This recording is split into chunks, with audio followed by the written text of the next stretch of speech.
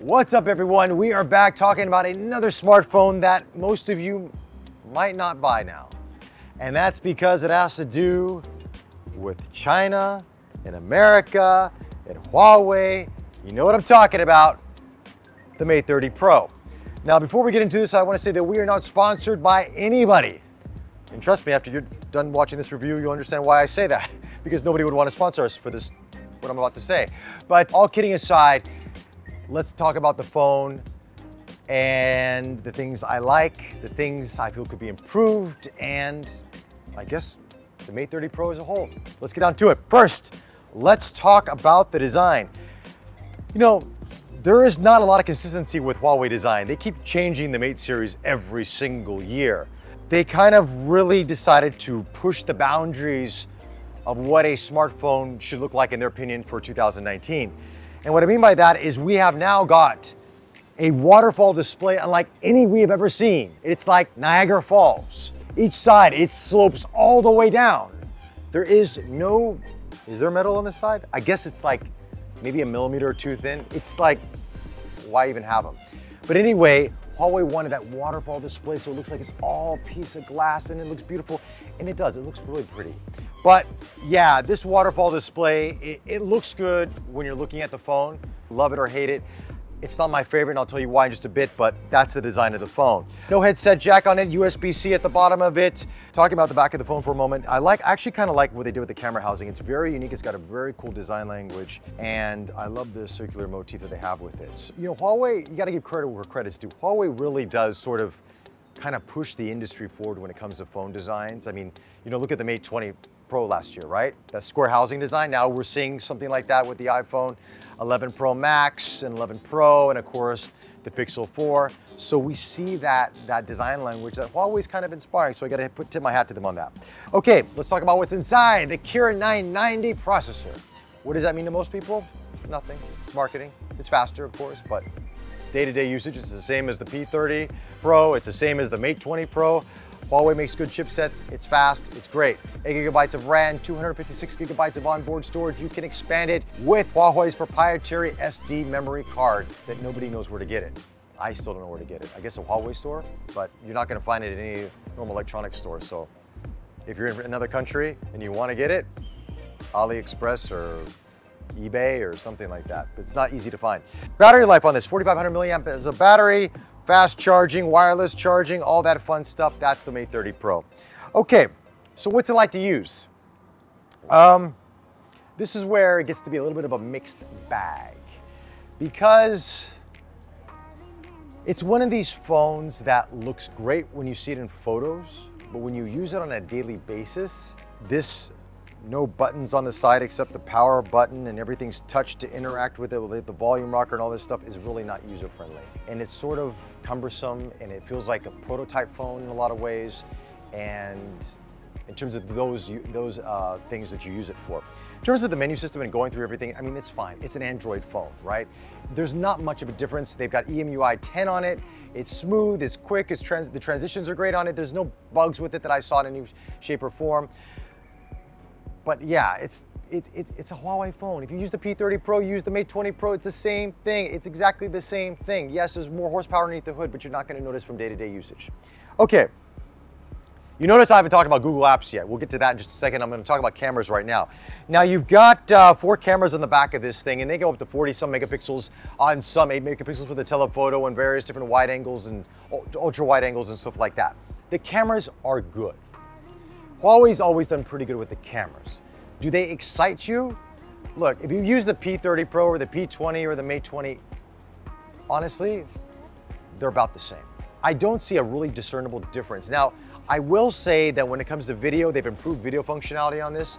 I will say that low light photography has improved, because sometimes with the P30 Pro, we were getting some weird hues or like warmer colors coming into play that weren't even there. Because of that new sensor, that RYYB sensor, things got a little bit hairy with it, but I think they've toned that down through software and through tweaking with it, so the Mate 30 Pro is a lot better in that regard. You get a lot of great detail in the images. I'm not gonna complain about the images too much.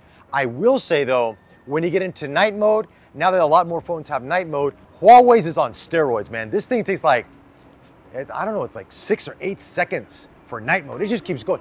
You literally could sit there and have a drink waiting for this thing to complete night mode. It takes a long time.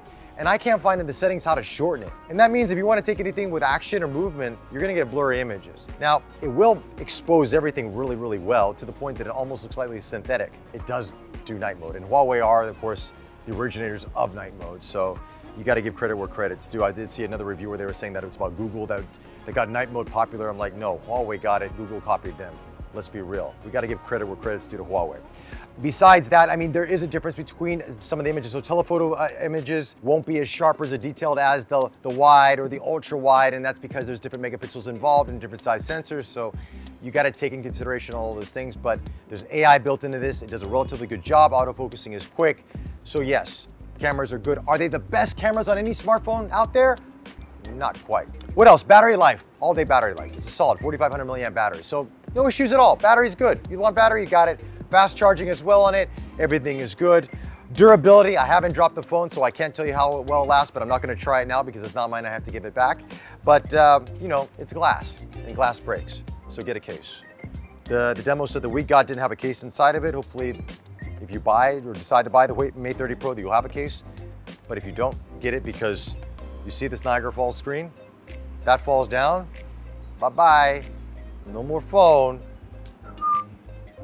That's it. What else to talk about this phone? Google. I gotta talk about it, right? Gotta talk about it. I'm not gonna get into the whole political aspect of the whole thing because that's way above my pay grade. Actually, I don't even get paid for these videos, so it's, yeah.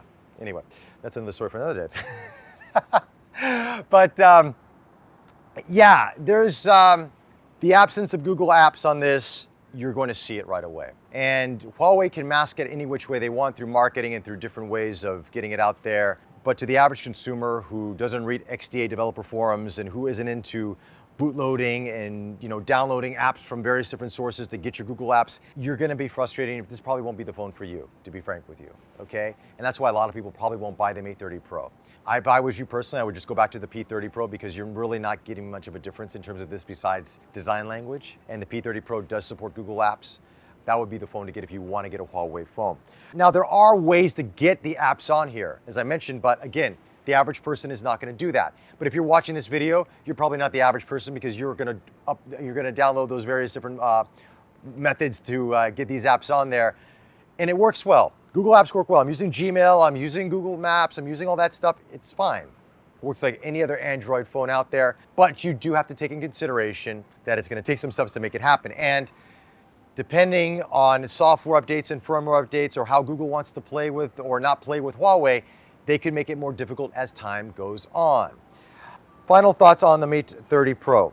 I've been using the Huawei P series since the P9, since they got together with Leica. And I really like that phone because there was a character, there was something unique that Huawei was doing with the image quality and what they were doing with the phone. And I really enjoyed using those phones back then, even all the way up to the P20 Pro and the Mate RS. But I feel like after the P30 Pro and the Mate 20 Pro and now the Mate 30 Pro, that I feel that Huawei every year is trying to innovate so much that it's becoming more of a gimmicky phone, and that image quality that we grew to love about Huawei, I think it kind of plateaued at the P20. When they got rid of the monochrome sensor after the P20 Pro, is where I felt the image just became like any other smartphone. Now, yeah, they have the Leica stamp on it, and they have some of that Leica coloring into it, but even with the Mate 30 Pro, you really don't feel that Leica's involved with this phone at all. Huawei's lost a little bit of that, to be frank with you, with this phone. I mean, it takes good pictures. You can edit the photos, they look great, but you don't have that Leica-esque look that makes you say, I'm buying the Huawei because it has that partnership with Leica. I don't see it in this phone. And it's unfortunate because Huawei makes a very good phone. They make good cameras, they make good chipsets, but they're becoming a gimmicky phone manufacturer. And I hope they take a step back, I hope they slow down and they go back to the basics of what made them very interesting to a lot of people out there, including myself. And that's why for me, I would recommend going to the maybe P30 or maybe just the P20 Pro and using those phones until Huawei and Google and America and everybody in China all sort their stuff out. With that, those are my thoughts on the Mate 30 Pro. Let me know your thoughts in the comment section below. Don't forget to subscribe to us on YouTube. Follow us on Facebook. Like always, until the next time, take care.